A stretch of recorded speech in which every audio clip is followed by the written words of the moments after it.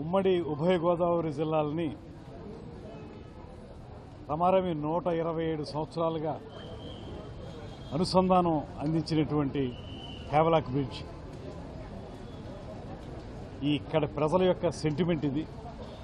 గతంలో దాన్ని డిస్మాంటిల్ చేసేద్దామన్నప్పుడు కూడా పుర ప్రజలు కానీ పశ్చిమ గోదావరి జిల్లా ప్రజలు కానీ అందరం కూడా ఉద్యమం చేసి దీన్ని ఒక మాన్యుమెంట్గా నిలబెట్టాలనేటువంటి ఆలోచన చేసిన సందర్భం గుర్తు చేస్తా ఉన్నాను.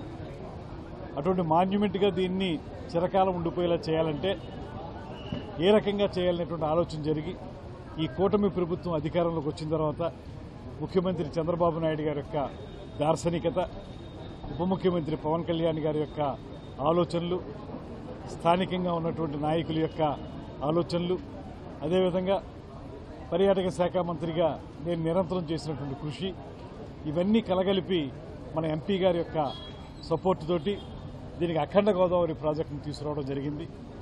కేవలం రాజమండ్రి వరకు మాత్రమే కాకుండా అటు పక్కన కడియం కానీ ఆ పైన నిడదవోలు, కొవ్వూరు ఇవన్నీ కలగలుపుకుని ఉభయ గోదావరి జిల్లాలకి అనుసంధానంగా ఉన్నటువంటి హ్యావలాక్ బ్రిడ్జిని సుందరీకరించడంతో పాటు బ్రిడ్జి లంక మీద కొంత పర్యాటక కేంద్రంగా తయారు చేయటం, కడియం నర్సరీల్ని ప్రపంచ పర్యాటకులను ఆకర్షించే విధంగా చేయటం, నిడదవోలు కోట సత్యమ్మ తల్లి టెంపుల్ని పర్యాటకులకి అభివృద్ధి చేసే విధంగా చేయటం, ఇలాంటి ఒక బృహత్తరమైనటువంటి కార్యక్రమంతో డిపిఆర్ తయారు చేసుకుని కేంద్ర మంత్రివర్యులు గజేంద్ర సింగ్ షెకావత్ గారి యొక్క సంపూర్ణ ఆమోదంతో ఇవాళ 94,44,00,000 అంచనా వ్యయంతో ఈ కార్యక్రమానికి శ్రీకారం చుట్టడం జరుగుతుంది.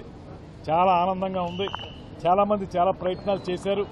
వారి అందరి ఆలోచనలు, ప్రయత్నాలని అందిపుచ్చుకుని ఇవాళ దీన్ని కార్యరూపంలోకి తీసుకొస్తున్నందుకు కూటమి ప్రభుత్వంలో ఉన్న మా అందరికీ కూడా ఆనందంగా ఉంది. రేపు 26వ తారీఖు ఆ శుభముహూర్తం వచ్చింది. ఇక్కడ శంకుస్థాపన చేయడానికి ఎవరైతే ఈ ప్రాజెక్టుకి మనం అడిగిందే తడువుగా శాంక్షన్ చేసినటువంటి గజేంద్ర సింగ్ షెకావత్ గారు ఉన్నారో వారే స్వయంగా రావటం, దాంతోపాటు ఈ ప్రాంతం పట్ల విపరీతమైన మక్కువ ఉన్నటువంటి ఉప ముఖ్యమంత్రి పవన్ కళ్యాణ్ గారు రావటం, అదేవిధంగా మన పార్లమెంటు సభ్యులు పురంధేశ్వరి గారు రావటం, వారు మనని చేపట్టడం అనేటువంటిది చాలా ఆనందంగా ఉంది. పర్యాటక శాఖ మంత్రిగా నాకు కూడా ఇది సంపూర్ణమైనటువంటి సంతృప్తినిస్తుంది. మనం పుట్టిన ఊర్లో ఈ రకమైన మంచి కార్యక్రమాన్ని చేసుకోవడానికి అవకాశం కల్పించిన అందరికీ ప్రత్యేకమైన ధన్యవాదాలు తెలియజేస్తూ, అదేవిధంగా మిత్రులు స్థానిక శాసనసభ్యులు ఆదిరెడ్డి శ్రీనివాస్ గారికి, అదేవిధంగా జిల్లా జనతా పార్టీ అధ్యక్షులు భారతీయ జనతా పార్టీ అధ్యక్షులు నాగేంద్ర గారికి, ఇంకా మిత్రులందరికీ కూడా ధన్యవాదాలు తెలియజేస్తూ రేపు జరిగేటువంటి కార్యక్రమం ఉదయం 9:30-10 గంటలకి ఇక్కడ గజేంద్ర సింగ్ షెకావత్ గారు, పవన్ కళ్యాణ్ గారు, పురంధేశ్వరి గారు ఇక్కడికి వచ్చి శంకుస్థాపన చేసి ఇక్కడ వచ్చినటువంటి పబ్లిక్ని అడ్రస్ చేస్తారు. అదేవిధంగా మీడియాతో కూడా మాట్లాడతారు. అది అయిన తర్వాత ఇక్కడి నుంచి బయలుదేరి బొమ్మూరులో బుచ్చి చౌదరి గారి ఆధ్వర్యంలో నిర్వహిస్తున్నటువంటి మన సైన్స్ మ్యూజియంని అక్కడ ఇప్పటికే తయారై ఉంది, దాన్ని ప్రారంభించి సైన్స్ అండ్ టెక్నాలజీ కూడా ఉప ముఖ్యమంత్రి గారి దీంట్లోనే ఉంది, అది ప్రారంభించి అదేవిధంగా పైన కల్చర్ అండ్ టూరిజంలోనే సైన్స్ అండ్ టెక్నాలజీ కూడా ఉన్నది ఈ మ్యూజియం లాంటివి. అందువల్ల దాన్ని కూడా షెకావత్ గారు కూడా దాన్ని పార్టిసిపేట్ చేస్తారు. ఆ తర్వాత అక్కడి నుంచి వెళ్లి ఈ మధ్యకాలంలో పవన్ కళ్యాణ్ గారు అటవీ శాఖ మంత్రిగా ఆయన సాధించుకొచ్చినటువంటి కేంద్ర ప్రభుత్వం నుంచి తీసుకొచ్చినటువంటి మన ఫారెస్ట్ అకాడమీ ఏదైతే ఉందో దానికి శంకుస్థాపన కూడా చేస్తారు. ఈ 3 కార్యక్రమాలు కూడా మధ్యాహ్నానికి పూర్తవుతాయి. అనంతరం వారు తిరిగి భోజనాలు అయిన తర్వాత తిరిగి బయలుదేరి హైదరాబాద్కి పవన్ కళ్యాణ్ గారు వెళ్తారు. అదేవిధంగా ఢిల్లీకి బయలుదేరి షెకావత్ గారు వెళ్తారు. ఇది స్థూలంగా కార్యక్రమం. ఈ కార్యక్రమాన్ని ప్రధానంగా మనం ఏ ఉద్దేశంతో అయితే ఈ కార్యక్రమాలు పెట్టామో ఆ కార్యక్రమాలను ప్రారంభించుకోవడానికి శంకుస్థాపన చేయడానికి వస్తున్నారు కనుక దీనికి ప్రత్యేకించి విడిగా ఏదో రాజకీయ ప్రసంగాలు ఉండేటువంటి లేకపోతే రాజకీయ వేదికల్ని పెట్టడం లేదు. కార్యక్రమానికి సంబంధించినటువంటి ఈ కార్యక్రమం పెడతా ఉన్నాం. ఇక్కడ ఎక్కడా కూడా వేరే పబ్లిక్ మీటింగ్ లాంటి కార్యక్రమం కూడా లేదు. కాకపోతే అందరూ ఈ కార్యక్రమాల్లో పాల్గొనాలనుకున్న వాళ్ళు అందరూ రండి, కానీ ఇది పబ్లిక్ మీటింగ్ కాదు అనేటువంటి మాటను కూడా సందర్భంగా తెలియజేస్తాను.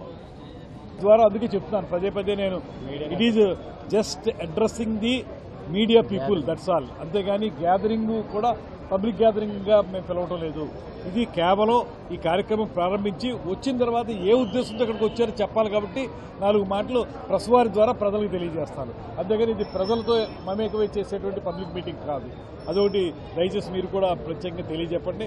ఎందుకంటే 3 ప్రోగ్రాంలు ఉన్నాయి. ఇది అయిన వెంటనే మళ్ళీ సైన్స్ మ్యూజియం, అక్కడి నుంచి ఫారెస్ట్ అకాడమీకి వెళ్ళాలి కనుక టైం కూడా షార్ట్. మధ్యాహ్నం నుంచి షకావత్ గారు వేరే వాళ్ళ పార్టీ మీటింగ్ వెళ్లాల్సి ఉంటుంది. అందువల్ల అవకాశం లేదు కాబట్టి ఈ కార్యక్రమాన్ని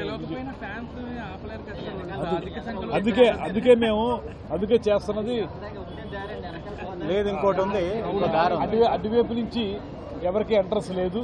మీరు చెప్పిన విధంగా జనం ఎవరున్నా కూడా వచ్చి చూడడానికి వచ్చినప్పుడు ఇటువైపే ఉంటారు, ఈ రోడ్డు మీద ఉంటారు కాబట్టి అది ఇబ్బంది కూడా ఉండదు. అందువల్ల ఏ రకమైనటువంటి ఇబ్బంది. నెక్స్ట్ కార్యక్రమానికి పవన్ కళ్యాణ్ గారిని, దుర్గేష్ గారిని సెంట్రల్ మినిస్టర్ని పంపించే బాధ్యత మేము కూడా తీసుకున్నారు. బోర్డు మీటింగ్ లో దాన్ని ఓకే అయింది. అక్కడ మంచి రిసార్ట్స్ వస్తాయి, దాంతోపాటు వాటర్ స్పోర్ట్స్ వస్తాయి. ఎందుకంటే రివర్ ఫ్రంట్ ఉంది దానికి పిచ్కెళ్ళడానికి. రివర్ ఫ్రంట్ లో మనకి వాటర్ స్పోర్ట్స్, అదేవిధంగా రిసార్ట్స్ నిర్మించడానికి కూడా వాళ్ళు ఇన్ ప్రిన్సిపల్ వాళ్ళు దాంట్లో ఓకే చేసుకున్నారు. వాళ్ళకు కూడా ఎంఓయూ అవుతాం మనం.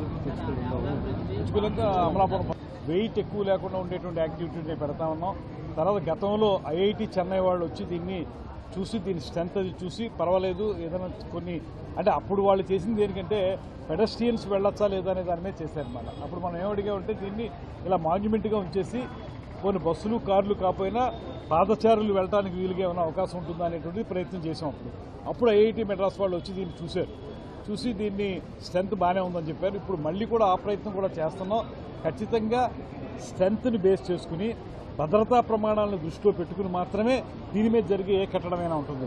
ఇందులో కూడా మేము ప్రధానంగా డిపిఆర్లో పెట్టింది కూడా ఈ హేవలాగ్ బ్రిడ్జ్ అనేది 127 సంవత్సరాల చరిత్ర ఉంది కాబట్టి దీని మించి ఒకసారి పైకి వెళ్ళిన తర్వాత అసలు ఆంధ్రప్రదేశ్ రాష్ట్ర చరిత్ర ఏంటి, అదేవిధంగా రాజమహేంద్రవరం తూర్పు చాళుక్యులు పరిపాలించినటువంటి ఈ రాజమహేంద్రవరం యొక్క చరిత్ర ఏంటి, ఇవన్నీ చూపించేటువంటి ఒక ఎగ్జిబిషన్ లాంటిది ఒక పెట్టాలని ఆ థీమ్ బేస్డ్ అంటాం కదా దీన్ని. ఆ థీమ్ బేస్డ్గా ఒకటి చరిత్ర గురించి చెప్పాలి, రెండోది ఏమో స్పైక్స్ మధ్యలో దాని, రెండోది వచ్చేటప్పటికి ఒక కఫ్టేరియా సింపుల్గా కూర్చుని వెళ్ళేవాళ్ళకి కాఫీ తాగడానికి.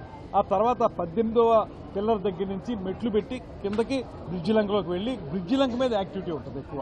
ఇక్కడ సింపుల్గా పెద్ద బ్రిడ్జికి ఇబ్బంది లేకుండా ఉండే విధంగానే యాక్టివిటీని ప్లాన్ చేస్తాము.